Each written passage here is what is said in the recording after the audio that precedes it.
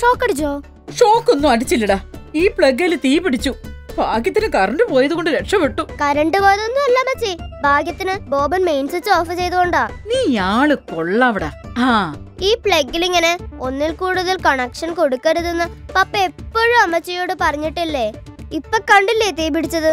ഇങ്ങനെ അശ്രദ്ധ കാണിക്കുന്നത് കൊണ്ടാ വീടുകളിൽ തീപിടുത്തം ഉണ്ടാകുന്നത്. അത് ശരിയാണെന്ന് ഇപ്പം മനസ്സിലായി. ഇങ്ങനെ അനുഭവിച്ചാലേ മനസ്സിലാകും എന്നാണെങ്കിലേ വീട് ബാക്കി ഉണ്ടാവില്ല കേട്ടാ. കറണ്ട് ഉപയോഗിക്കുമ്പോൾ വളരെ ശ്രദ്ധ വേണം, അല്ലെങ്കിൽ അത് നിങ്ങളുടെ ജീവനും വീടിനും അപകടമുണ്ടാക്കിയേക്കാം. KSEB, കേരളത്തിന്റെ ഊർജം.